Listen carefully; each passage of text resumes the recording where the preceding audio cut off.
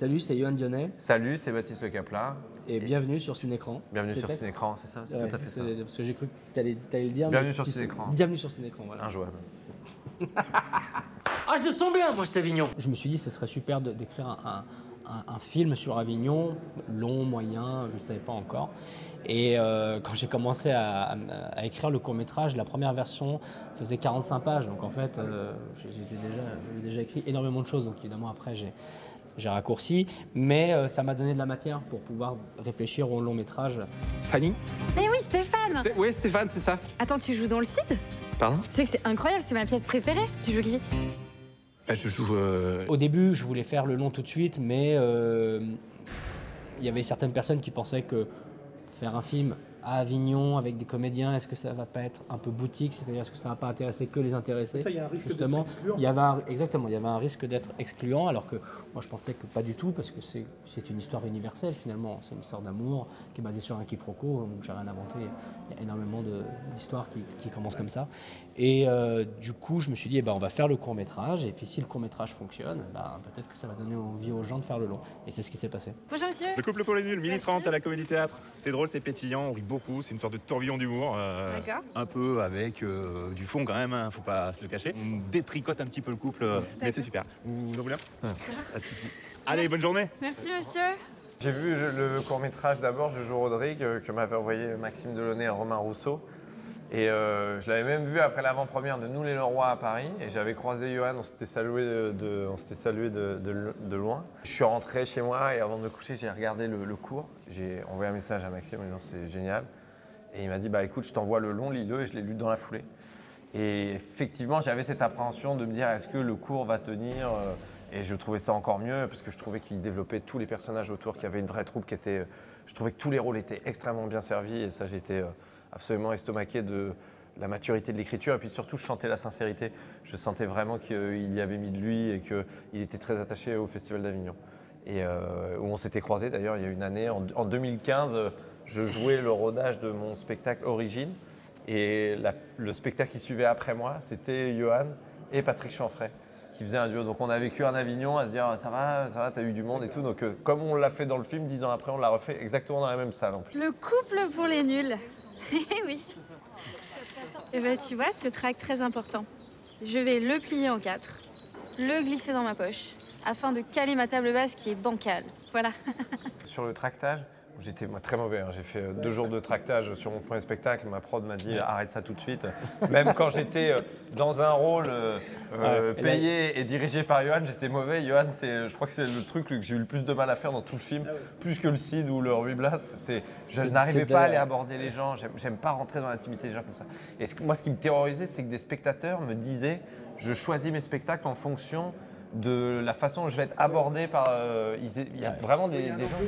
Il y a vraiment des gens qui ont besoin d'être convaincus par ça. Ils disent j'ai besoin de sentir.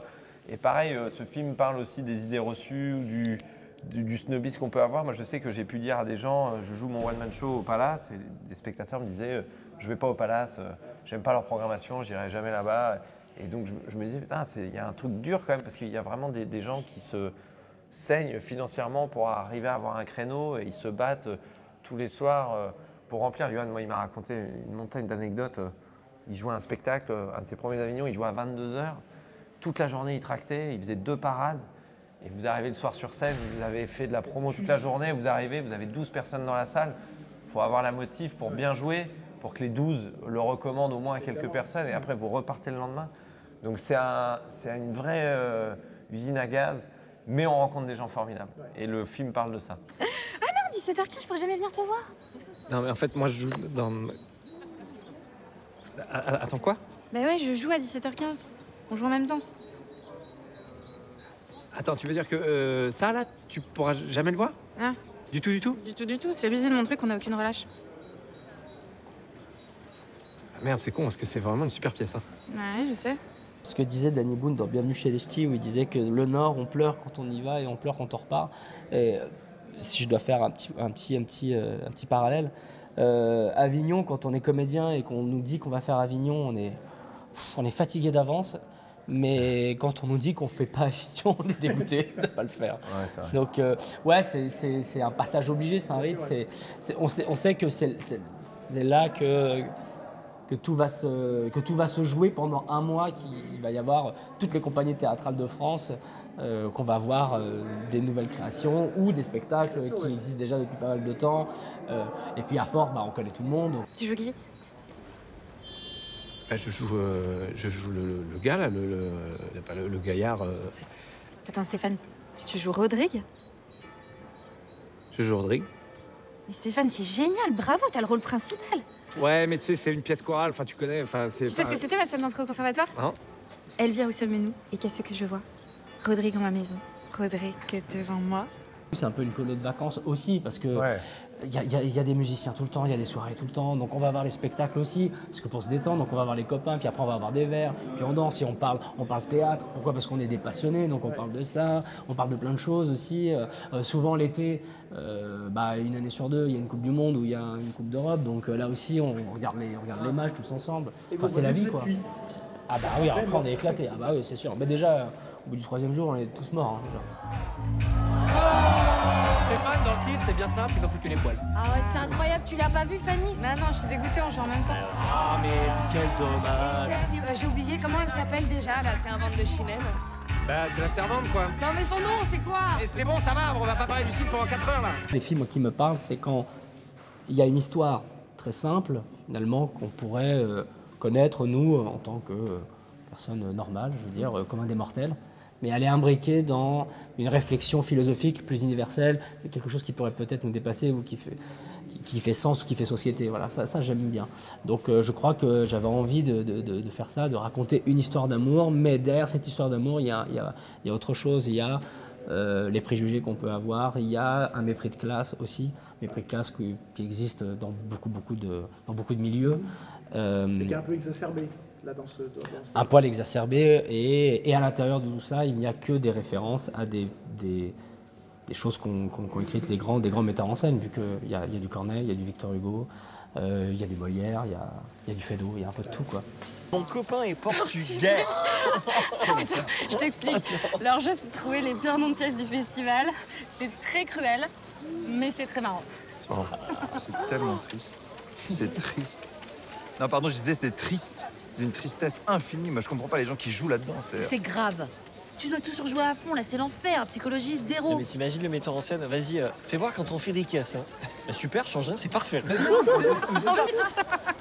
Moi, j'ai regardé plein de comédies romantiques quand j'avais des peines de cœur. J'étais amoureux de Nadège au collège, de Linda au lycée, et qui voulait pas de moi. Je regardais Hugh Grant. Je me disais, putain, si Hugh Grant il arrive à avoir Julia Roberts, je peux peut-être arriver. Il y a peut-être moyen. Je vais peut-être y arriver, ouais. Et puis c'est des films qui vous font rêver, même les films de Cédric Clapiche, Romain Duris. Moi, j'adorais voir Romain Duris nous préparer à la vie sentimentale qu'on allait connaître plus tard. Donc c'était nos référents un peu aussi. Et puis je trouve qu'on peut y mettre plein de choses. Il y a de l'amour, il y a de l'humour, il y a de la tristesse. Il y a de la poésie. Il y a plein de choses. Et les comédies romantiques, j'en ai eu peu. J'ai eu peu d'occasions d'en faire. J'en ai raté aussi. J'ai raté des opportunités, j'en ai refusé. Mais celle-là, elle valait le coup. Quand je l'ai lue, j'ai fait waouh, j'ai vraiment bien fait d'attendre. C'est parti, me 500. Mes parents prend en fort, nous vîmes. Nous vîmes. 3000. T'es acteur et tu connais pas le Cid. Parce que toi, tu connais tout, peut-être? Ah, le Cid, oui, c'est un classique. Bah alors, bienvenue chez HT aussi, c'est un classique et pourtant tu l'as pas vu, donc ça va, ferme ton cul. Quand j'ai reçu le long métrage, je l'ai lu sans savoir ce qu'on me proposait vraiment, mais je m'attendais, comme je venais de voir le court métrage et que j'ai enchaîné direct la lecture du long, je voyais le rôle de Patrick qui n'était pas présent dans le court. Je me suis dit, ah d'accord, donc ils veulent ramener une caution humoristique dedans, et je trouvais le rôle trop bien en plus. Et Patrick aussi a une comédie romantique à jouer. Donc c'est pour ça que j'étais super charmé par le film. Et Johan m'a fait ce cadeau extraordinaire. Il m'a dit, je veux que ce soit toi qui fasses Stéphane. Donc j'étais hyper honoré, quoi. Enfin, c'est comme si, voilà, vous êtes on vous dit, bah, t'es titulaire, quoi. T'as là le brassard et c'est parti, quoi. Quand je suis reparti du rendez-vous, je suis rentré chez moi. J'ai tout de suite appelé Jérôme Andréhy, le coach avec qui j'ai travaillé avec Christian Clavier. Je l'ai appelé, je lui ai dit, Jérôme, il faut que tu le lises tout de suite. J'ai vraiment besoin de toi. Il y a du boulot. Il y a du boulot, il y avait du texte classique que je n'avais jamais fait. Donc j'ai eu une pression incroyable, mais je me disais, j'ai pas le droit de décevoir Johan, ne serait-ce que Johan. J'ai pas envie une seule seconde qu'il se dise derrière le combo, ah, je l'aurais mieux fait, quoi. Donc j'avais envie qu'il soit content. Excusez-moi, je viens de voir le Cid. Le spectacle était incroyable. Corneille. Oui, bah, d'ailleurs, j'ai acheté le bouquin. Tant mieux, super. Ah, j'ai au désespoir. Hey, ça va et toi? En tout cas, je suis d'accord avec toi. Faut vraiment serrer l'acte 3. Hein. De quoi, pardon? Ouais, enfin, tu m'as compris. Allez, à plus. J'ai mon manager avec qui je travaille depuis 20 ans, qui me connaît depuis 20 ans, qui a vu tous mes films. Il est sorti de la projection, il l'a vu à une projo équipe, une projo spéciale. Il m'a dit franchement, si tu avais un film à faire, tu peux arrêter, c'est après celui-là. Donc j'ai dit mais t'es pas sérieux? Il m'a dit franchement, il m'a dit je te connais, je sais ce que tu veux raconter, ce que tu voulais faire. Il m'a dit là c'est bon. Il m'a dit c'est bon, le reste c'est du bonus. Donc non, ça m'a fait super plaisir. Venant de lui qui est très dur en cinéma, qui aime rien, là il m'a dit voilà, c'était un beau truc. Et du coup, ça parle de quoi, ma sœur s'incruste? Tout est dans le titre. Ah, je vois. Et si tu devais faire le pitch de Ruy Blas, tu dirais quoi? C'est un valet nommé Ruy Blas qui tombe amoureux de la reine d'Espagne et pour l'approcher, il se fait passer pour un comte. Ah, waouh, c'est hyper romantique. Hyper romantique, ouais. Et toi, Patrick, le classique, ça t'a jamais... Je veux dire, t'as toujours joué dans des pièces de... Des pièces de ringard? Là, non, c'est pas du tout ce que j'étais en train de dire, pas du tout. Au début, quand j'écris le court-métrage, je pense pas forcément à moi. Et puis, quand je commence à écrire le rôle de Stéphane, je me marre bien à imaginer Stéphane. D'un seul coup, je me dis, je vais me faire ce cadeau, tiens, c'est quoi, je vais le faire. Et j'ai adoré faire Stéphane. Et du coup, forcément, on me propose des longs métrages, donc je me dis, bon, bah, est-ce que ce serait pas l'occasion pour moi d'avoir un premier rôle? Donc là, je me suis posé plein de questions. Je me suis mis la pression aussi, parce que je me suis dit, en fait, moi, j'ai vécu ce que j'avais envie de vivre avec le personnage. Donc, j'étais pas forcément à l'aise. Et puis, à un moment, j'avais envie aussi que tous les gens du court-métrage soient dans le long-métrage.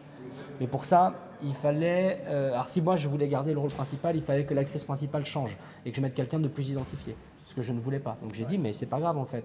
Moi, je suis très à l'aise avec ça et je pense même que j'avais aussi envie d'incarner Patrick aussi. Je crois que j'avais envie, pour le coup, d'aller vivre le personnage de Patrick, sachant que Stéphane, je l'avais déjà fait. Donc on a fait juste une inversion de poste et en fait, je me suis senti complètement en paix.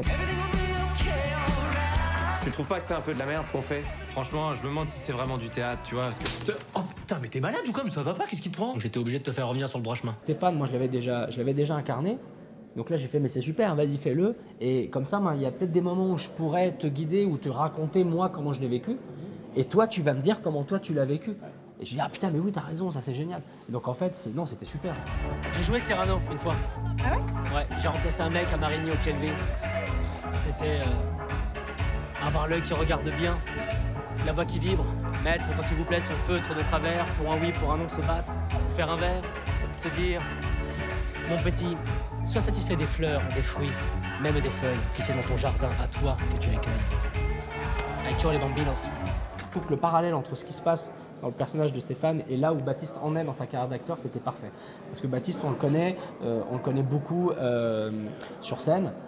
Avec ses spectacles, avec ses potes Arnaud et Jérémy.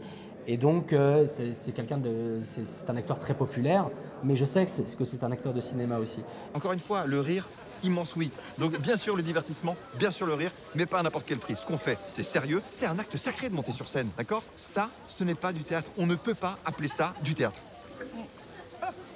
Je suis d'accord. Et dans la vie, il y a une pudeur, il y a une timidité et ça j'avais décelé ça chez lui et je me suis dit que c'était parfait pour le rôle de Stéphane. Et puis il fallait incarner quelqu'un qui en plus pouvait représenter ça dans la vie. Ah bah voilà, Baptiste Le Caplin qui a l'habitude de nous faire rire, l'habitude de vouloir être en surénergie parfois pour nous faire rire aussi, mais peut-être aussi lui pour exister parce qu'il a peut-être peur.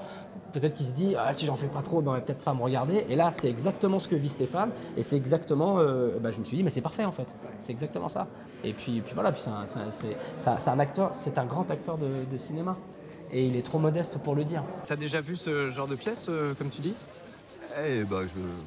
Non? Alors, comment tu peux savoir que c'est pas du théâtre si tu parles d'un truc que t'as pas encore vu? Enfin, t'as juste vu un titre, quoi. Mais un titre, ça peut être trompeur. Là, par exemple, toi, tu joues dans quoi? Dans la solitude des champs de coton. Ok. Bah, tu vois, là, par exemple, si je me fie au titre, j'imagine que je vais pas mal me faire chier. Alors que dans les 3h15, il y a sûrement 2-3 trucs qui sont pas mal. Même le travail de préparation, que Johan vienne chez moi, qu'on commence à travailler, qu'on le travaille en lecture avec Elisa, on a fait une soirée improvisée chez lui où pour se connaître, on venait en personnage. Ça, c'était un truc super qu'il a fait. Et ils ne savaient pas, ils n'étaient pas au courant. Ouais, en fait, il dit je fais un pot chez moi avec tous les comédiens du film. Et donc, on est arrivé, toute la troupe. Et en fait, il y avait un petit saladier avec des anecdotes dedans. Et Johan a dit Stéphane, raconte la fois où tu as eu un trou de mémoire et tu as aidé le perso de Coco sur scène. Et donc, il fallait qu'on improvise. Et franchement, c'était tout bête. Ça a duré 1h30 et c'était trop bien. Ça a créé du lien en fait. Mais non, mais c'est génial. Et puis en fait, et puis ça matchait très vite parce qu'on voyait que les uns et les autres on rebondissait sur ce que disaient les trucs. Et du début jusqu'à la fin, et même j'ai adoré. Franchement, j'avais les moments où j'allais courir. Je cours tous les jours. Je me faisais le Cid et le Riblas en boucle. J'attendais que ça, d'essayer de rendre ces scènes le plus crédibles possible. T'es vraiment trop con, je comprends pas. T'as honte de ce que tu fais? Pas du tout. Je suis très content de faire marrer les gens. J'ai eu la chance d'avoir des comédiens incroyables, même pour des rôles qui venaient pas pour beaucoup de jours. Mais je me suis dit, c'est bien s'ils ont tous quelque chose à jouer, quelque chose à défendre. Et c'est le travail aussi qu'on a fait avec Benoît Graffin et Francis Magnin, qui sont les co-scénaristes du long métrage aussi. Et puis Alison Wheeler, Elisa Erka ont un charme naturel. C'est des filles vraiment très chouettes dans la vie, très drôles, extrêmement talentueuses dans leur domaine aussi à côté de leur travail de comédienne. Elisa, c'est une chanteuse incroyable. Alison, elle est extrêmement drôle sur scène. Enfin, il y a des gens talentueux à tous les étages, à tous les postes, et tout le monde est vraiment cool. Elisa, de toute façon, il était hors de question que je fasse le long métrage sur Elisa Erka, étant donné que c'est elle qui incarne Fanny. Le rôle a été écrit. Il a d'abord été écrit et quand je l'ai vu sur scène, j'ai su que c'était elle. C'est une évidence. Oui, c'est une évidence, c'est une très grande actrice. Moi, je pense que les gens qui vont voir ça, ils vont se vider la tête, ils oublient leurs soucis, c'est du divertissement. Oh là là. Alors pardon, j'ai l'impression qu'on mélange un petit peu tout là. Rendre agréablement sur le théâtre les défauts de tout le monde. Hein. C'est pas de moi, c'est de Molière. Oui, Mais je pense que ce qu'on fait, c'est sérieux. On a un message à faire passer, les gars. Hein. On est des vecteurs d'émotion, en fait, tout simplement. Alison Wheeler, c'est une artiste que j'aime énormément. Je sens qu'elle a un potentiel, pareil, cinéma très fort aussi. Derrière sa pudeur aussi. Voilà, j'aime bien les gens qui... Moi, je sens la pudeur chez les gens et je trouve ça super, quoi. Et non, je suis très très content du casting. Tu vas te faire gauler. Si elle apprend par quelqu'un d'autre que toi, je te jure, t'es mort. Et puis si elle t'aime bien, elle s'en foutra dans quoi tu joues. Oh non, ça je suis pas sûr. Non. Dis-lui la vérité, même pour elle, c'est glauque. Je vais lui dire, ça va, c'est juste qu'il faut que je trouve le bon moment. Et t'en parles pas aux autres, hein. Non. Ça m'apparaît. Moi, je me suis pas dit je vais faire une comédie, je me suis dit je vais faire un film. Je vais faire un film qui se passe à Avignon. Ça va parler d'amour, ça va parler de préjugés, ça va parler de plein de choses. Mais moi, ce que j'adore dans les films, c'est effectivement quand les films aussi me mettent une claque au niveau de l'image, du son, de la mise en scène, surtout la mise en scène. Quand il y a des moments de cinéma, moi, j'adore ça. Et ça, c'est grâce à mon équipe technique, c'est grâce à Thomas Rames qui était le chef opérateur. On s'est beaucoup vu, on a beaucoup discuté. Je lui ai montré, j'avais beaucoup de références. Lui, il en a trouvé d'autres. Donc on a fait le découpage ensemble. C'est Philippe Welch, l'ingénieur du son, que je lui ai expliqué exactement ce que je voulais. C'est évidemment toute l'équipe d'écho, les Fred Grandclair et Fred Doublé. Qui ont fait un boulot formidable. La script qu'elle a depuis le début, toute l'équipe mise en scène. Depuis le début du festival, tu lui fais croire ça? Wow, c'est hyper romantique.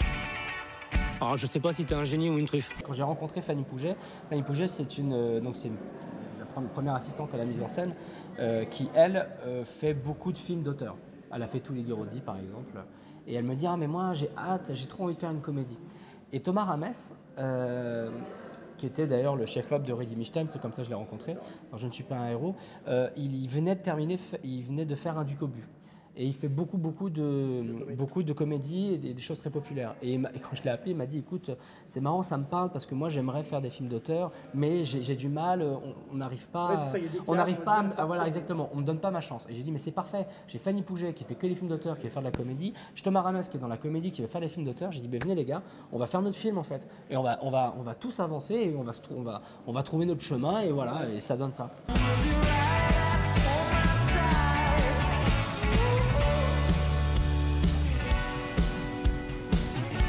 Allez, salut Thierry, salut les amis, et bravo, ça commence à monter en énergie cette histoire-là, on est bien là. Ouais, mais il va venir voir la pièce tous les jours, lui, ou quoi? Ils ont eu 1 mois pour monter la première version, pour le présenter à l'Alpe d'Huez. Donc on est arrivé à l'Alpe d'Huez avec une copie de travail, un truc pas du tout pas mixé, très pas, peu voilà. étalonné. Et malgré ça, le film a eu un succès incroyable. Donc je trouve qu'il a encore upgradé depuis l'Alpe d'Huez. Donc les gens qui l'ont vu en compétition et qui l'ont apprécié, je pense qu'ils vont l'apprécier encore. Ouais, non, mais vraiment. Oui, parce que j'ai remonté des choses, parce que j'ai vu qu'il y avait des choses qui ne fonctionnaient pas, évidemment. Il y avait des scènes que je n'avais pas encore trouvées. Donc c'est une chance aussi, c'est un luxe de pouvoir voir une version du film, une projection, voilà, c'est exactement ça. Projet de test, grandeur nature, et après tu fais, ah bah génial. Quand on a gagné les 3 prix de l'Alpe d'Huez, j'étais sur scène avec Jérémy Arnaud. Et moi je dis trop rien parce que j'ai pas envie de. Voilà, mais ils m'ont dit, mais gars, t'as gagné 3 prix, tu me le dis pas? Je dis non, mais voilà, parce qu'on est en spectacle, mais j'étais trop content. J'ai su qu'on avait gagné le 3e et le dernier, le Grand Prix, avant de rentrer sur scène en polochon. J'ai fait une entrée, je pense que j'avais une banane. La banane du vainqueur. Ah, la banane du vainqueur.